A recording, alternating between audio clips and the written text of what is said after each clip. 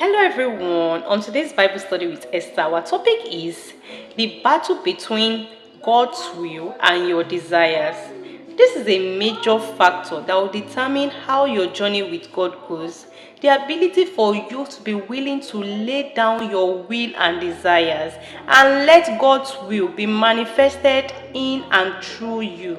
And our Bible verse for today is taken from the book of Luke chapter 22 verse 42, which says, "Father, if thou be willing, remove this cup from me. Nevertheless, not my will, but thine be done." This verse talks about Jesus' prayer while he was here on earth, before he was crucified on the cross. In his prayer, he said, "Father, if thou be willing, remove this cup from me." From the prayer he made, we can see that his heart felt heavy towards the assignment that God has placed before him.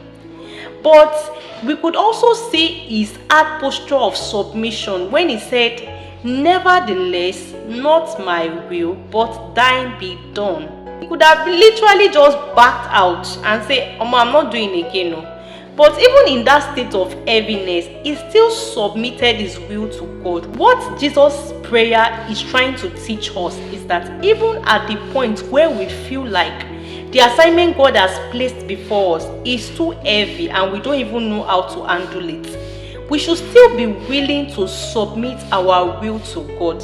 Some of you might be feeling the assignment God is calling you to do is too big for you or too heavy and you just want to back down. But that's where you have to fight the battle between your desires and God's will. And how do you fight this battle? You fight this battle by surrendering your will totally to God. In that state of heaviness, just as Jesus surrendered his will to the Father, why not surrender your will to God? The burden of the assignment God placed in your hands get lifted in the place of total surrender to God. You will just find out that how to go about the assignment becomes easy because you are in the place of alignment with God.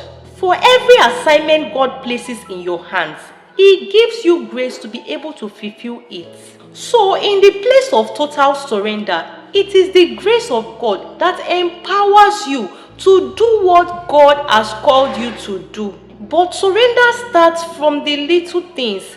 Have you textured your heart posture to surrender your will to God, that when He gives you an instruction, regardless of what you have planned before the instruction came, you lay it all down before God and just obey Him? Some of us, what has tied us down from doing what God has instructed us to do is what people will say. Sometimes you want to do what God has told you to do in your heart, you will not be like, how will they look at me? How will my friends see me? The moment you begin to realize that you cannot control how people see you, whether you do good or you do bad, people will still choose to see you the way they want to see you. The better for you. God is calling you to focus on Him and not what people will say. You have to realize that you are limited without God. And with God, you can attain to your greatest potential. And how do you attain to your greatest potential with God? It is in the place of total surrender to God. You laying down your will and desires before God and letting His will be done in and through you. That's where you can attain to your greatest potential. So why not stop struggling with your desires and lay it all down before God so that His will can be done through you? God bless you. See you guys next week. Bye guys.